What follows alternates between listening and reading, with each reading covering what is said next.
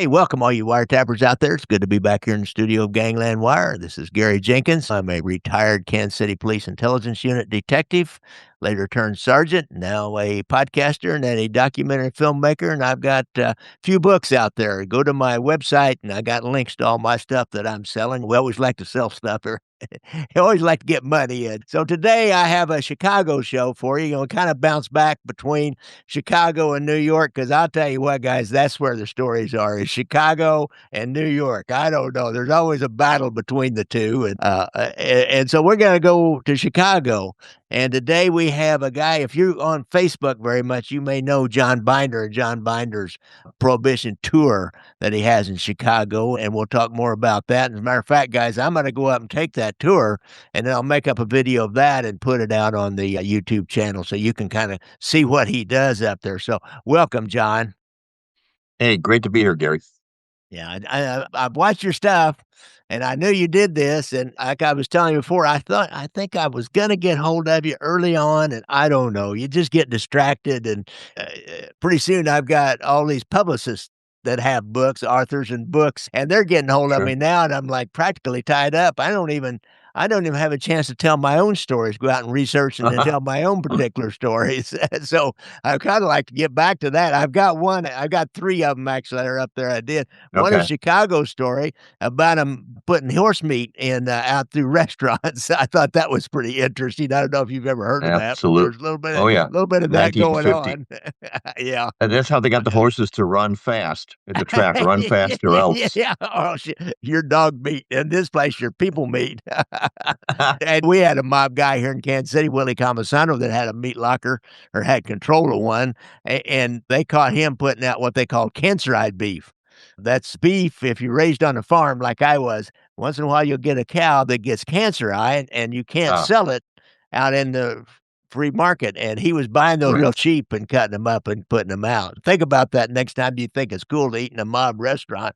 Where'd they get that food from? Because those dudes like to cut a corner, I promise you that. But anyhow, today we're gonna talk about the Prohibition era in Chicago, because John's got a book on that. So, John, what's the title of that book? I didn't have it, I can't remember, but put the Mhm. title of that book and then talk about your interest in that Prohibition area, a little bit about your background. Sure. The short title of the book is Al Capone's Beer Wars, and then there's a colon and some stuff after that. But I guess for me to describe it, I meant that to be a complete history of organized crime in Chicago during Prohibition. Obviously, the story begins before Prohibition.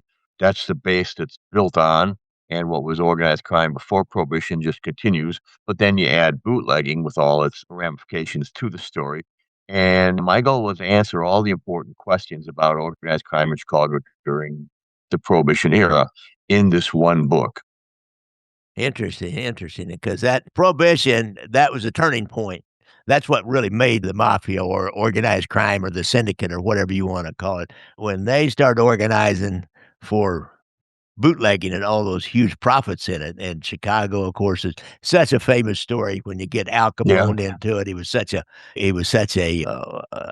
media magnet, if you will. There's never been Hmm. a bigger media magnet than Al Capone. A mob museum guy told me that Al Capone still gets the most hits whenever Al Capone and John Gotti go back and forth as to who's the most popular by hits on their email when they're or their blog site whenever they did do something on either one of those two. So it's a hell of a story.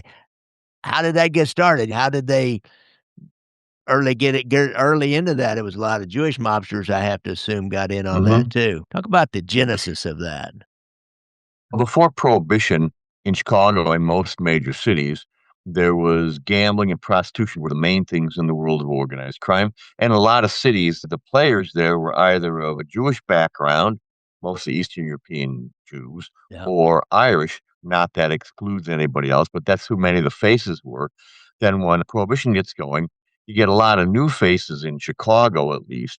Many of the people that were leading and were prominent figures in the Prohibition or bootlegging gangs were not an organized crime before Prohibition. What becomes Capone's gang, that's somewhat of an exception. And that was heavily, but not totally Italian American. Short story there is what Big Jim Colosimo started in organized crime in 1902. John Torrio got in 1920 after he has Big Jim murdered. When Torrio leaves Chicago, having gotten shot up a bit during the gang wars in 1925, what was then the Torrio gang becomes the Capone gang, and it's Capone's until he goes away to federal prison then on the income tax evasion charges. But Capone dramatically built up what he got from Torrio. Torrio dramatically built up what he got from Colosimo. Interesting. And Capone won a war between, was it the Jenner brothers that happened during that time? I can't remember exactly. Plus the Irish, of course, a well-known battle with the North Side Irish. But wasn't there also a little Italian interwarfare early on in those beer wars? As Well, the Jenner Capone, Brothers gang, sorry, that's okay. As Capone wanted to, yeah, he wanted to dominate the whole city, and so how did that develop? the Jenner Brothers gang that was centered on the near west side of Chicago around Taylor Street. They were originally Torrio Capone allies, but as they weakened up and got shot up by the North Side gang, Capone at that point, I don't think had any problems moving in and pushing out what was left of the Jenner gang and taking over that area and taking over some big rackets. So the Jenner Brothers gang was heavily Italian, Southern Italian. The North Side Gang, as you mentioned, had Irish members, but it was not by no means exclusively Irish American. Name any ethnicity on the North Side Chicago, and I think I can put at least one or two guys from that ethnic group in the North Side Gang. They're an equal opportunity employer, Gary, back Interesting. during Prohibition. And Chicago is such an ethnically diverse place. You've got Hmm. a huge Polish population and several other ones. How did that contribute to the kind of these newly arrived immigrants came in and they're searching? They just want a piece of the American pie. They want to be successful, and prohibition was a Hmm. way that you can make money pretty quickly because the existing business people, mainly English and some Irish that had been here early, they weren't going to let you outsiders in who are from Eastern Europe and Jewish people and Italian people. So how did you see that developing? In Chicago, like a lot of other cities, to the point you just made, there was always discrimination against the next ethnic group to show up. The previous ethnic groups who maybe got discriminated against 20 years before, they turned their nose up against the new guys. So that was pretty common. And depending upon which group arrived when, some people in those groups had no problem making a dishonest buck. Most of them, including most by far Italian Americans, were here to make an honest buck. They had nothing to do with organized crime, but there was a significant portion of especially Southern Italian immigrants who significant in the sense of a large number of them, even though it was maybe only 0.5% of all the Italian immigrants were willing to get into organized crime. If you want to focus on that group. So you get these various ethnic groups involved in bootlegging around various parts of the city. At the start of Prohibition, there was something like 11 or 12 major bootlegging gangs inside Chicago. I'll call it at that point, when Colosimo's dead, the Torrio Capone gang was only one of those groups. As you noted, the Capone gang is the big winner during the Prohibition-era gang wars Really? compared to everybody else. For example, one of the more famous murders before the St. Valentine's Massacre, and I think nationally known, would be the murder of Dion O'Banion in the flower shop. Right. That's a storied murder there. Can you tell us about that? How did that develop? Who were the warring parties in that? Sure. From the start of Prohibition onward, the two biggest bootlegging gangs in Chicago were the Torrio Capone gang operating on the south side, near west side, and in the southern western suburbs. And then the north side gang, original leader Dion, Dean O'Banion, that operated on a big slice of the north side and into the northern suburbs. They got along for a while. They were allies. And then O'Banion had a serious falling out with some people like the Jenner brothers and also blamed Torrio and Capone for some of the problems there. And he double crossed Torrio, keep the story short here, visibly double crossed Torrio on a brewery deal. They didn't kill him immediately, but they waited until November 1924. And then O'Banion was murdered in his flower shop by a group of gunmen who were probably sent by both Capone and Torrio and by the Jenner Brothers gang. They both had a grievance against O'Banion. Now that kicks off the major, what you might call South Side, Torrio Capone gang on the one hand, versus North Side, Dion O'Banion and the Northside Gang War that runs until late 1930 in Chicago.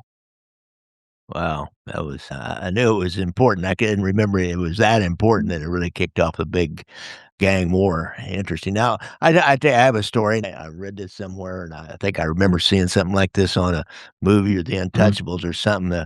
Yeah. Uh, Capone was in the Lexington. I think it was a Lexington hotel, and some people came by and just with machine guns and just shot that thing up. Is there any basis to truth to the basis of that? That was actually in the Hawthorne Hotel in Oh, Cicero, Hawthorne. which for a time the Capone and Torrio were using that place in Cicero as their business headquarters. That was the front office, partly because, or largely because, there was a reform mayor for about 4 years in Chicago. And during the gang wars, the North Side Gang at that point, 1926, led by Earl known as Jaime Weiss, more or less decided to send a message to Capone. A motorcade of cars drove by the Hawthorne with machine guns and shotguns and absolutely cut loose. Capone apparently was inside, but he hit the deck and then ran out the back when it was an opportune time. And he was safe, but they're hoping, and there's reports of this, just basically to say to him, yeah, there's more where that came from. You better get out of Chicago, buddy. Yeah, you better step aside or we'll get you. Wow. And that was Jaime Weiss. I'll be darned. Yep, I didn't remember who it's the okay. opposing parties were on that. That's a great story. Where was Tony Accardo during this? Seemed like I've read some stuff where he was supposedly a bodyguard or he was involved in and around Capone. Where was he during these years? I would probably by 1930 or so, Carlo becomes a member of the Capone gang. He'd previously been with a Capone allied gang on the near northwest side, the Circus Gang. Yeah. But the Circus Gang gets absorbed pretty clearly by 1931 at the latest by the Capone gang. And so Carlo probably comes over at that point. Maybe he came over in a little bit earlier. And again, he's still a young guy then. He's born in 1906. He's only 24 in 1930. I picked Mhm. that year. And he's doing low level stuff. Bodyguarding, killing, might have been apprenticed to Jack McGurn to learn the fine art of killing people during Prohibition for Al Capone. Wow. Yeah, that, Machine Gun Jack McGurn, that's quite a story all in it just Yep. all in itself. I did this once Oh, about about Capone and the golf course that he used to go to and would play with, Greasy's Thumb, Jake Guzik, and Jack McGurn. Jack McGurn was really a pretty good golfer. Do you remember that story at all? Jack McGurn was a fine athlete. He'd actually been, when he was a young man, a professional boxer. I think he had 6, maybe 7 professional fights. I believe it was as a welterweight, Hmm, but then he went off, shall we say, maybe the straight and narrow and got involved in killing people in revenge for the murder of his stepfather, and that was then his entree to slide into a gangland. hmm. He had a skill set by that point that was very desirable to various people, including eventually the Capone gang. Yeah. He was a great golfer that could handle a machine gun. Did he learn that? Did he go to World War One? Did he learn that in the war? I can't remember anything more about him, or he just picked No, that up I on think he his was own. probably too young. The Okay. birth year for Jack McGurn seems to be 1902. Yeah. Unlike a lot of the Prohibition-era gangsters who are claimed to have served in World War One and learned part of their trade for the country under Uncle Sam before they Yeah. came back into gangland, there's no evidence that McGurn, was a U.S. soldier in World War One, but some Okay. other guys certainly were. Certainly, that's where people started learning about that early Thompson machine gun that was developed in World War One and showed up so prominently on the streets of Chicago during those years. You could write a whole book on that probably. Absolutely. And during this time, tell us some of your favorite stories that you remember, personal favorites that you remember. Oh gosh, let's see. There's a lot of individual vignettes that help define this guy or that guy around Chicago gangland. There were tons of interesting characters. One of the most interesting is Frank McErlane, as Irish as the name sounds, simply put, a homicidal lunatic. I describe Frank McErlane as probably the most dangerous man in the United States, not just Chicago, during the 1920s. I have this distance test. Gee, I wouldn't like to be walking down the same street as that guy. He's dangerous. I wouldn't Yeah. want to like to be in the same city as this other guy. I wouldn't want to be in the same county as this third guy. I don't think I'd want to be on the same planet as Frank McErlane because when he was drunk, which appears to have been much of the time, No one was safe. Mm. Wow. One of those guys that walks in a bar and he doesn't walk out. He's not happy unless he gets in a fight before he walks out. I knew guys like that back in the day. It yeah, it happened. I think he had a as dangerous as he was when he was sober, the fact that he drank apparently a ton just made him a really unstable, violent, incredibly dangerous to be around. Yeah. You know what they say, the Irish would have ruled the world if it wasn't for whiskey. I have yeah, I've heard that, and the Scots, I think, have also claimed the same thing. Yeah. It's the only thing that kept them from incredible greatness. I hoot hoot. I have a question. I don't, I'm not sure if they figured in that would be Fred Killer Burke and what they call the American boys that work for Capone. Mhm, yeah. How did that? They were out of St. Louis. How did, and of course Capone. What I think is interesting about Capone, he was such an organizer, with Lucky Luciano by the famous meeting in Atlantic City and some other meetings. And so he really had this organized and had a multi-city connection. Talk about his multi-city connections and maybe the American boys on down into St. Louis. Yeah, Capone and the Capone gang during Prohibition had extensive connections, multi-city, you say, and around the country. On the second point, the Capone gang got control of, or heavily control of, the illegal industry in Chicago producing pure alcohol. During Prohibition, they had gallons and gallons of it, and they were exporting it to many different states, many of them west and southwest Chicago, but some even directly south and east. It's very well known. That's a major income producer for the Capone gang. On the other hand, in terms of where things were being made that were coming into Chicago, whether it was Scotch from obviously Scotland or Canadian whiskey. There was no prohibition in Canada. Therefore, the US prohibition was the best thing that ever happened to Canadian distillers, or rum and stuff coming in from the islands. All the stuff people drank before prohibition, they still wanted to drink during prohibition. We can come back to the ethnic groups in Chicago in just a second. I would like to. And it's still got to come into the country. So the Capone gang was importing it, but quite often with connections to others.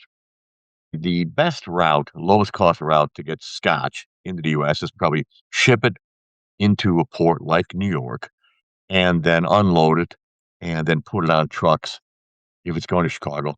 So probably the New York bootleggers are becoming the major wholesale importers of that, and it behooves the Capone then to have connections to them and buy from them, get it on his trucks back to Chicago. The stuff from the islands coming into ports like Miami, Atlanta. So there were important intercity connections back then in terms of how the booze, broadly defined, moved around, and in many cases, then got to Chicago. And then Capone's gang, in turn, might have served as a regional wholesaler to other cities in the Midwest. All Yeah, right, seems I'm like bringing it into Chicago. You can get it yeah. from me. That's what I read. They even had what they call Capone beer down here in Kansas City during those years. So that was I can believe it. there was some kind of a connection with that. He had his own brewery, I think, and brewed his own beer. That Capone beer, did that turn into any legitimate kind of brand that we know today? Not really. As soon as Prohibition ended, although there was fears that the bootleggers are going to try and keep running their breweries and pushing their stuff, whether it's their beer or their, in some cases, very, very low quality whiskey into bars. Pretty much they all went away.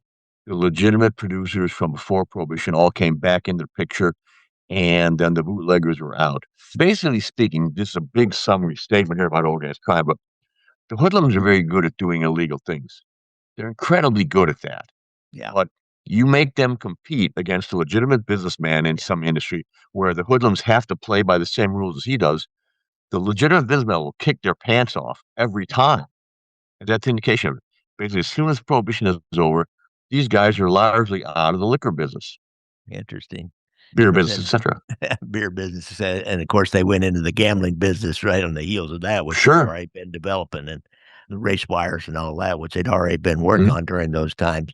So, what about the American boys, Fred Killer Burke? What do you know about that connection? I would say quite a bit.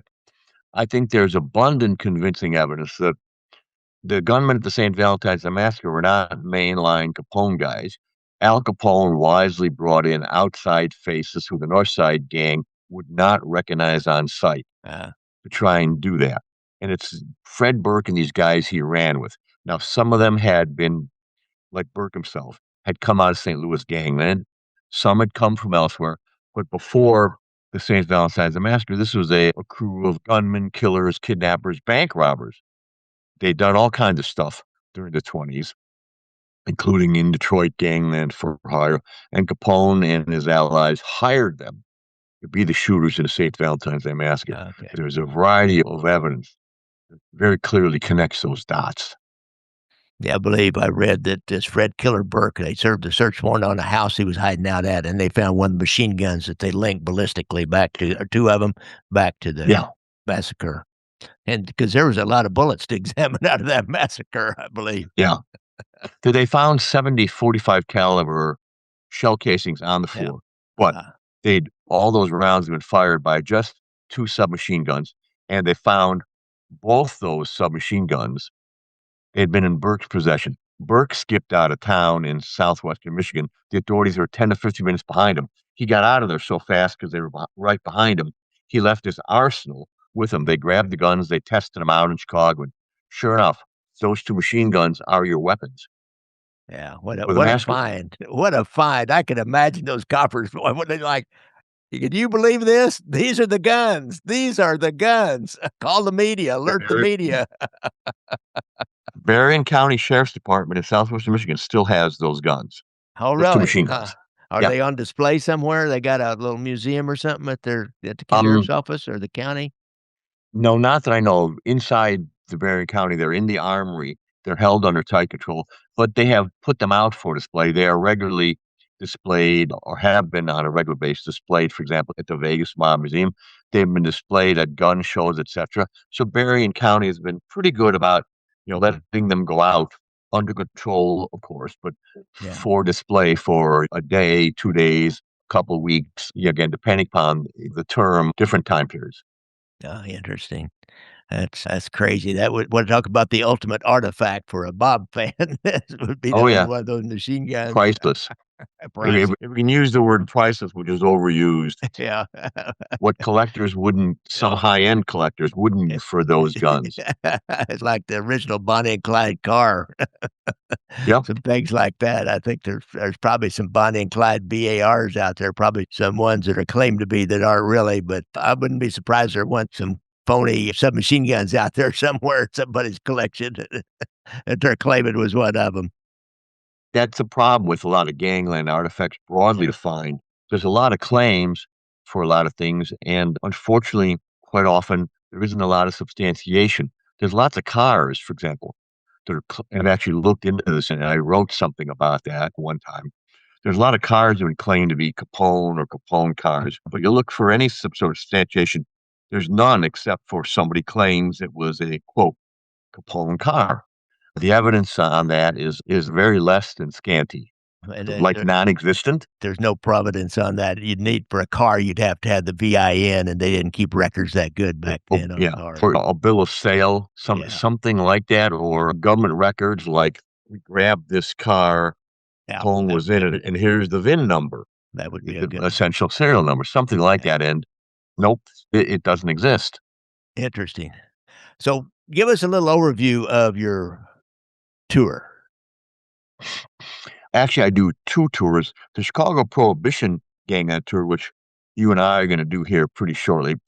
Go around in a short loop in the city of Chicago, because if we wanna visit everything, it would take 2 days. So to keep it manageable, about a 3-hour tour, geographically, it's a short loop, near South Side up to spotted in the North Side. But we visit the major Prohibition-era gangland sites associated with the Capone gang, the North Side gang, as well as the Jenner Brothers gang, the Drug and Lake gang that was on the very near southwest side there, just outside the loop, stuff like that. And we go by the site of several of the major gangland killings, such as the murder of Dion O'Banion, the murder of Jaime Weiss, murder of, sorry, the St. Valentine's Massacre. And even though he's not truly a gangster because he was not involved in organized crime, but because John Dillinger was nice enough to get himself shot and killed, according to Yeah. the usual courts in our city, we go up to the Biograph Theater. Dillinger Yeah. was shot just a few steps away from the entrance there. So that comes in as well. Cool. That sounds, I'm really looking forward to that. I really am. I think you'll enjoy it, Gary. Yeah. So that it seemed like I had one more question about that era. Capone's original house, is it just sitting vacant down there? The first real house Capone owned is on the middle of the South Side, like 72 44 South Prairie Avenue. No, to my understanding, it's not vacant, but it's not the best of neighborhoods. Yeah, Thoughts about turning that into some sort of museum or attraction don't seem to be getting any traction yeah. because of the neighborhood. Yeah, that's too bad. That would make a heck of a nice little museum. Too bad it wasn't closer into downtown. Yeah, exactly. Cicero, what is Cicero like? You always associate Cicero with Al Capone, it seems to me in my mind. Maybe that's from the end, I don't know, but what's Cicero like? It's a different Cicero than when Capone and Torrio were headquartered there. Long story short, the Torrio Capone gang got its hooks into Cicero in like E24, and then organized crime has never left. You may get a call from the mayor of Cicero disputing that, but that's a subject for Yeah, another day. In fact, they were riding high in Cicero for years. For years, Cicero was flush with illegal gambling, and after a certain point, with illegal prostitution, etc. It was a real playground for organized crime. As I think I've said once or twice, if you look at the history of the world's most disreputable places, the list goes like this: Cicero, Illinois; Calumet City, Illinois; third Sodom; fourth Gomorrah. There you go. Yeah, And people what a lot like of it when people yeah, yeah, that's a good one. What a lot of people don't realize is, like, Cicero is a different political organization than the entire city of Chicago, so you right. had a small city government, a small police department, a lot easier to take control of the levers of government and the police and, get warned Absolutely if the correct. feds were coming down Yeah. there when you have a small city like that, that Chicago intelligence, Chicago coppers were not coming down into there. Yeah, despite claims to the contrary, the Capone gang never controlled Chicago. There's Yeah. no way. Even during Prohibition, the mayor had like what, a 7,000 man police force, and if he wanted to, that could be backed up by the National Guard and maybe even more than that. There's no way the Capone gang with some at its height, maybe 500 gunmen, is going to buck that. Nobody ever pushed the mayor of Chicago around. But the Capone gang are the premier example. They got control, essentially control of at least a couple of major Chicago suburbs and then ran their rackets wide open there. So did they try to keep their distribution points and everything in these smaller suburbs where they controlled more of the police? It depends what and which suburb. The biggest thing about those suburbs where there's like major retail outlets for the Capone game tend to be flush with gambling and drinking, things like that. But in Cicero, for example, there was a lot of production of pure alcohol, as well as in some other parts of the Chicago area. The stuff that we talked about before, heavily produced in the Chicago area. At one point, the Capone gang largely controlled that, and that was exported then. Pure alcohol being the basis of any alcoholic beverage exported to many states. In many states west of Chicago, for example, apparently the beer, what they did was they legally brewed near beer in the vicinity with 0.5% alcohol or less, and then they just spiked it with pure alcohol to get it up to the standard 5%, something like that. And that's what they drank in much of the Western United States, what they called needled beer, Yeah. needled, injected with Uh, alcohol uh, I'll be darned, I'll during be that era. darned. All Yeah, courtesy of alcohol, courtesy of the Capone gang. I'll be darned. That's Kansas interesting. City That included, Mr. Jenkins. yeah, oh, yeah.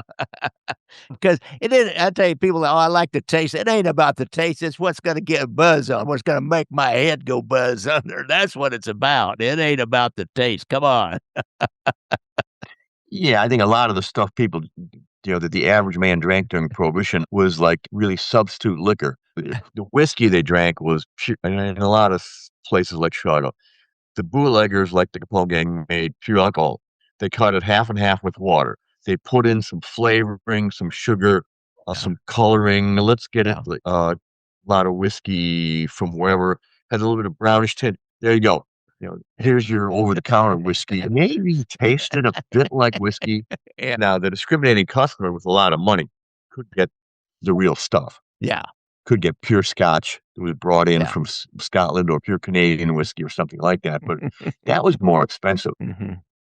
And I think one last question. What about the hijacking each other's loads? I used to see that on Untouchables quite a little bit. People would hijack either Mm. other's loads. How prevalent was that? When some of the major bootlegging gangs were fighting with each other, then a reasonably common activity to some extent was to hijack the other guy's liquor. Now, of course, there were also during much prohibition, there were all kinds of people who were, I would say these guys are not real smart, who took it upon them that they thought they were tough. Just independents, not with any bootlegging gang, decided they're going to go hijack bootlegging shipments too, whoever from whatever gang, and grab it and resell it. If the Capone gang caught up with you, you were in a lot of trouble. You were dead men if Mm. you did that. But some people had more. Okay, okay. What can I say? Balls and sense on this show. Yeah, yeah, oh, yeah. Yeah, Had more balls, they mentioned yes. in dollars and cents, but they didn't have a lot of sense with Yeah, spelled SENSE. But they seemed to think they had a lot of guts or balls, and and yeah. got them killed. Yeah. On into the day, the guys that rip off the cocaine dealers, those are Mhm. those are the toughest dudes on the those are the most dangerous dudes out there on the street, the ones that'll go rip off these cocaine dealers. It Yeah, takes they're some going to come looking hard for you. character. Yeah, they're gonna come looking for you, and you're gonna run into a place that's got guns and will shoot back at you, not like you're robbing a store. Yeah, unless, of course, there's instances of rogue police officers Oh, then yeah. knocking over drug houses, and for the rogue police officers, they might come in with their vests and labeled as police. Now, Yeah, whether the cocaine cowboys or whatever, the heroin cowboys shoot back or not, yeah, that could be touch and go. But if they think it's really cops, then they won't shoot back, and so yeah. now these rogue cops are even better off. Grab the stash, grab the money, and no gunfire. For a rogue cop, that's a perfect Yeah. day, right? Yep, Dirty it cop. is. Yeah, we probably had a little bit of that back then too. Oh, sure. But anyhow, so John, this has been great. This has just been wonderful. I'm looking Thank you. forward to taking your tour and talk again, sell your book again, and we'll get out of here. Yeah, the book we just talked about is Al Capone's Beer Wars, published in 2017. I think that anybody who's seriously into the Prohibition era will find this book interesting. Now, it tends to be somewhat heavier on statistics and facts, but you can't answer all the interesting questions just through storytelling. Mm. Who shot whom? Yeah, okay, that you can do with storytelling. But if you really want to get into some of the important issues, like, so, as claimed, were most of the gangland killings in Chicago during Prohibition one-way rides, or were most of them drive-by shootings? You've got to go look, and I did at all like Yeah. 729 of them, Wow. 1919 to 1933, tabulated and then count them up, etc. Because otherwise, you can't answer those questions. Light and breezy storytelling ain't going to do it on that. Yeah. Interesting. We like those stories, but you really wanna get down to Yeah, the nitty-gritty and find out what was going right. on. You gotta look Yeah. at you gotta find out how many murders there were, how did they commit them, and some of them were domestic deals, and some of them were something Mhm, else, so it's you mhm. gotta really get into the weeds on that. What about record finding? How hard was that? How'd you go about that? Some of those old records are really hard to Oh, find. see, in Chicago, unlike any other major city I know of, there was an organization that took it upon itself to keep count. They were the official scorekeeper, shall we say, for Prohibition and the years afterwards. The Chicago Crime Commission started tabulating gangland-style killings in the year 1919 and Wow. has, for years, up into the 2000s, done that in the Chicago area. So there is the list. And then part of what I do is look at what is this list really. One of the myths that you destroy by looking at it carefully, Gary, is those aren't all members of major bootlegging gangs. In fact, Mhm. a lot of those killings have nothing to do with bootlegging per se, but unless you go look, you don't know that You either. don't know. But that's the list I worked off of. And then I went to the newspapers and looked for the actual details of every one of those slayings.